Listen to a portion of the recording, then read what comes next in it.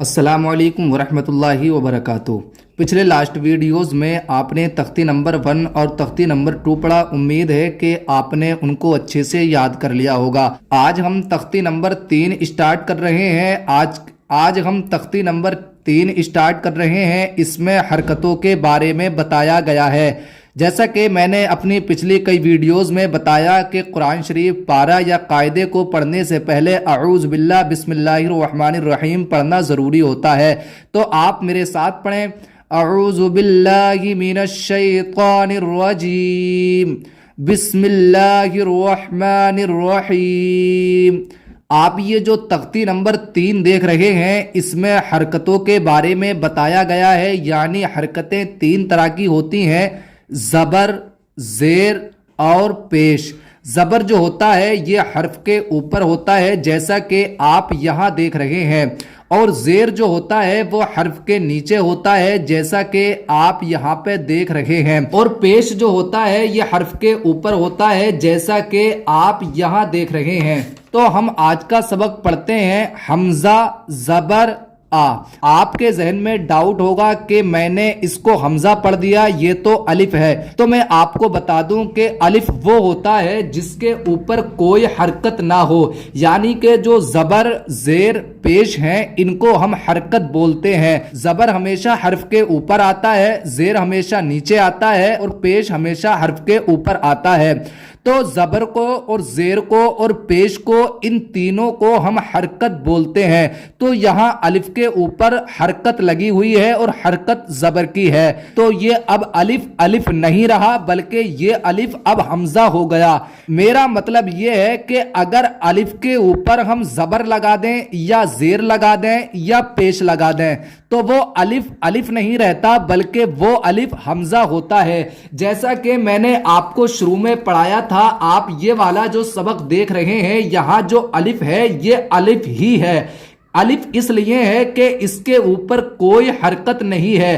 اگر ہم اس کے اوپر حرکت لگا دیں، چاہے وہ حرکت زبر کی ہو، چاہے وہ حرکت زیر کی ہو، چاہے وہ حرکت پیش کی ہو، تو یہی الف حمزہ ہو جائے گا۔ تو کل ملا کے بات یہ ہے کہ اگر الف کے اوپر ہم زبر، زیر، پیش لگا دیں تو وہ الف حمزہ ہو جاتا ہے، اور اگر الف کے اوپر زبر، زیر، پیش نہ ہو تو الف ہوگا، اور اگر الف ہی کے اوپر اگر زبر، زیر، پیش ہو تو حمزہ ہوگا۔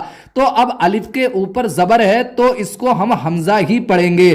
تو آپ کو اس طرح سے پڑھنا ہے حمزہ زبر آ، یعنی کہ پہلے آپ کو حرف پڑھنا ہے، اس کے بعد حرف کے اوپر جو حرکت لگی ہوئی ہے وہ پڑھنی ہے، پھر حرف کو اور حرکت کو ملا کر کے جو آواز آتی ہے وہ پڑھنی ہے۔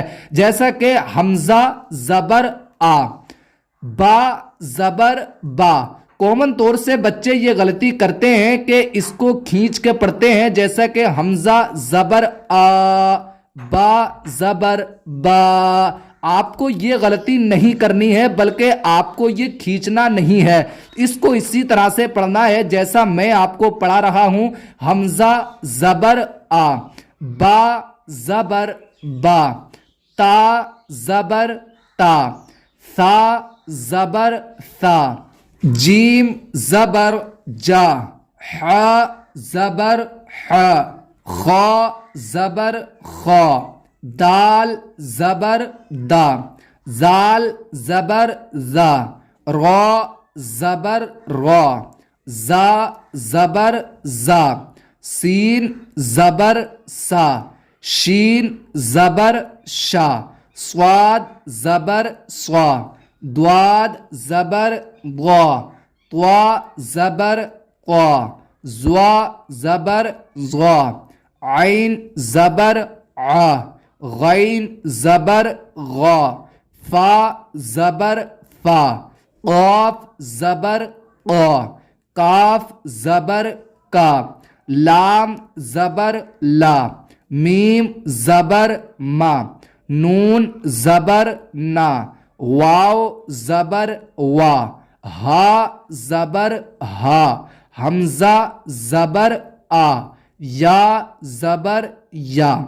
تو آج کے اس سبق میں آپ کو ذہن میں یہ رکھنا ہے کہ حرکتیں 3 طرح کی ہوتی ہیں: زبر، زیر اور پیش۔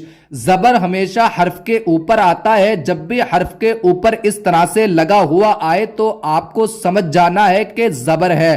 اور زیر ہمیشہ حرف کے نیچے آتا ہے اور پیش ہمیشہ حرف کے اوپر آتا ہے. کامن طور سے زیادہ تر بچے یہ غلطی کرتے ہیں کہ جو یہ زبر لگ رہا ہے اس زبر کو جبر کہتے ہیں. آپ کو یہ جبر نہیں کہنا ہے بلکہ آپ کو اس کو زبر کہنا ہے. زبر. تو آج کے اس وقت میں آپ کو اچھے سے پریکٹس کرنی ہے کہ جو حرف کے اوپر آئے گا وہ زبر ہوگا.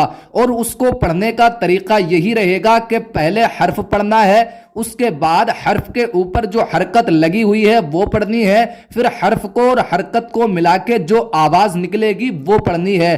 جیسے کہ جیم ہے, جیم کے اوپر زبر لگا ہوا ہے تو پہلے ہمیں جیم پڑھنا ہے, جیم. اس کے بعد ہمیں زبر پڑھنا ہے, زبر.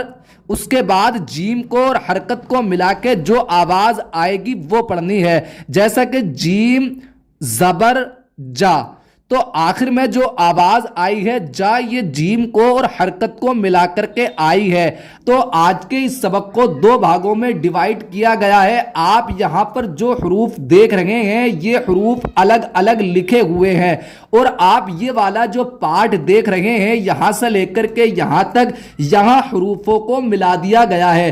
جیسا کہ یہاں آپ نے پڑھا دال زبر دا, اس کے بعد آپ نے پڑھا را زبر را, اس کے بعد آپ نے پڑھا سین زبر سا. تو یہاں پہ حروف الگ الگ ہیں, دال الگ ہے, را الگ ہے, سین الگ ہے. یہاں پہ ہم نے دال کو اور را کو اور سین کو, ان تینوں حروفوں کو ایک جگہ ملا کر کے رکھ دیا تو یہی ہو گیا دارا سا. تو دیکھیں دال زبر دا, آخر میں آواز آئی ہے دا. اس کے بعد را زبر را, تو آخر میں آواز آئی ہے را کی, اس کی آواز تھی دا, اس کی آواز ہے را. اس کے بعد ہے سین, سین زبر سا, اس کی آواز ہے سا.